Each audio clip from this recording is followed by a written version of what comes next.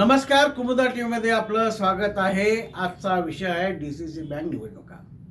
तुम्ही म्हणत असाल डीसीसी बँकची निवडणूक झाली, अध्यक्ष झाले आणि आता हा विषय काय आणलाय. तर हा एवढा गुंतागुंतीचा कारभार आहे, मी तुमच्या समोर आज मांडणार आहे. चंदा जाट्टेवडी सुरुवातला खानापूरला कसे आले आणि कसा त्यांना माघार घ्यावा लागला. सुरुवातीला कवळ गिमट यांनी डीसीसी बँक लढायचा निर्धार केला होता, पण अण्णासाहेब जलोने याला विरोध केला आणि भालचंद जरकडे सांगितलं, जर तुम्ही कवळ गिमटांना सपोर्ट करत असाल तर आमचं तुमचं एकोपा होणार नाही, पाठिंबा मिळणार नाही. ह्या सगळ्या गोष्टीचा विचार केल्यानंतर कवळ गिमटांना समजत घालून त्याला माघार घेण्यात लावले. चंद्रा जाट्टेवडी पहिल्यांदा बेळगावमध्ये लढणार होते,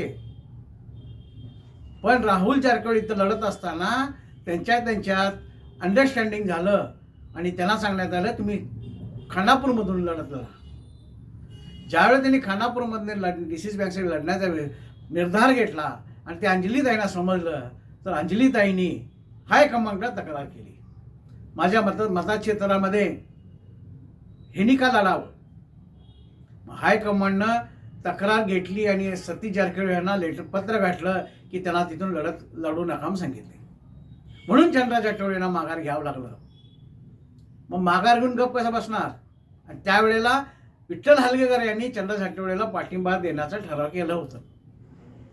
इथं पक्ष भेदभाव काहीच नाही, नेत्यांना पक्षाचं काय पडलेलं नाही. मरणार ते कार्यकर्तेच. मी भाजपाचा, मी समितीचा, मी काँग्रेसचा, हे कार्यकर्तेच भांडण करतात. मग असं झाल्यानंतर सतीश जारकिहोळी सांगितलं, चंद्रा जाट्टेवडी तुम्ही इथं लढू शकत नाही. मग ठीक आहे म्हणाले, मग मी संघ संस्थेमधनं लढतो, असं मला पीकेपीचं नको, मी संघ संस्थेमधनं लढतो. म्हणून त्यांनी लढत लढली आणि अरविंद पाटील बिनविरोधी निवडून आले. मग विठ्ठल हलगेकरांना स्तब्ध बसावं लागलं.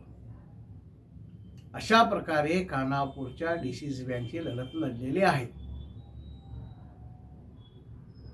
Kumuda TV, bureau news, Belgaum.